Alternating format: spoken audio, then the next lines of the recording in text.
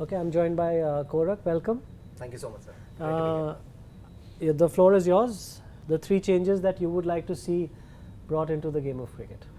Yes. So, having been an ardent follower of the game for, I don't know, over 16 years now, I would just like to say that there are 3 changes that I think would work in a better way to make international cricket better, not just for the players, but also more so for the viewers as well.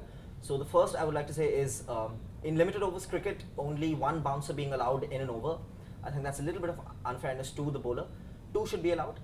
Another one that I think is DRS. The use of DRS should be valid for every series, irrespective of whichever team playing, irrespective of whichever very power and monetarily backed cricket board behind that team. It should be a unanimous decision taken by ICC for it to be relevant in any series being played by any team.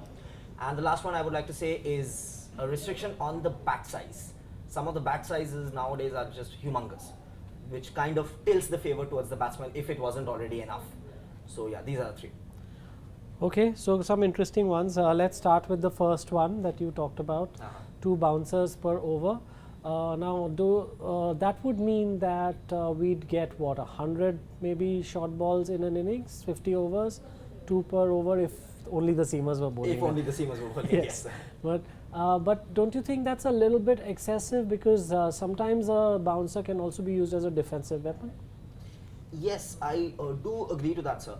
But talking about just the limited overs cricket, I mean, we've seen a massive change in particularly the last few years. So you're saying this for T20s as well?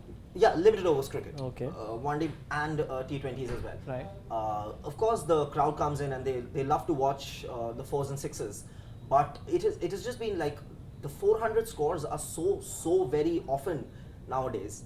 And it just at times seems that, I mean, I would just like to give the example of the World Cup quarterfinal between Australia and Pakistan.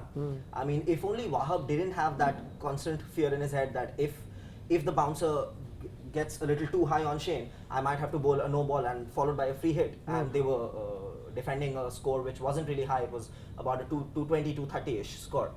So, I mean, that spell already was lethal. And who knows, maybe that change in the rule might have resulted into something even more better for Pakistan. And not talking about any particular team per se, but we are already seeing, and fast bowling quality, I feel as a viewer, it just seems to have diminished a little bit in the last few years. I mean, Mitchell Johnson retired, Australia has a Mitchell Starc. But nowadays when we see Starc not playing, it seems just like a really mediocre bowling attack, which really struggles to come to terms. So you think that being allowed to bowl the extra bouncer will keep the batsman in check? Will keep the batsman in check, will keep the contest, the main contest of cricket, the contest between the bat and the ball. That might just be a little more intriguing. Okay, let's understand your logic about DRS. We have just had this change in the mindset from India. Absolutely. Where they are accepting the DRS now. Give us your explanation for why you think it needs to be standardized. So, while talking about the DRS, I would just like to speak from the first opinion that I would like to give is from the viewer's point of view. So, we watched the use of DRS very, very successfully during the 2011 World Cup campaign. And not just for me, I mean, it was a World Cup and we friends always watch it together. It was a very interesting thing to watch as viewers as well. It was very successful for India. Let's keep that aside.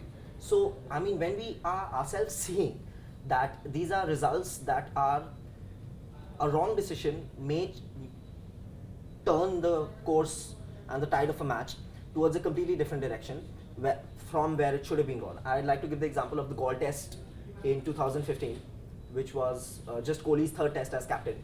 And it completely should have been our match. I mean, Chandimal was given not out as an incorrect decision, I think, twice. And then he went on to hit, that was a magnificent century, taking nothing away from him. He went on to hit close to a 160 with a strike rate of over 90. Yeah. And then India went on to lose the test in the 4th innings. But had the correct decisions been taken, you know, Chandimal was out, I think, in 15 or 17 itself.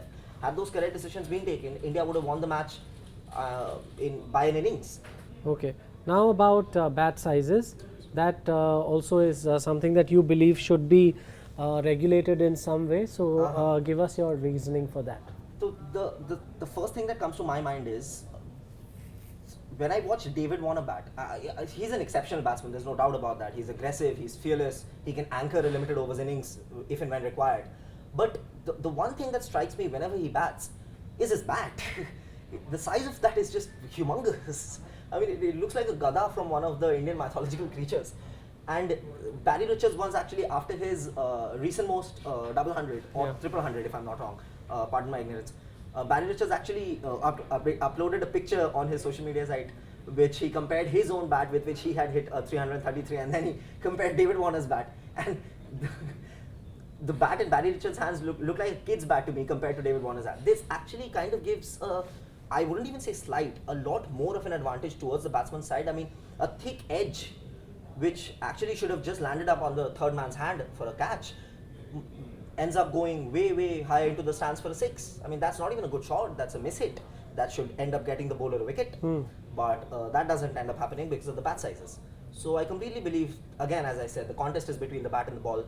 So just to make that a little more fairer, there should be some sort of a regulation between the bat sizes. All right, Korak, very well argued points. Let's see how any of these changes, if any of them are brought in. Thank you very much. Thank you so much, sir. Thank you. Very good. Okay, Korak, done.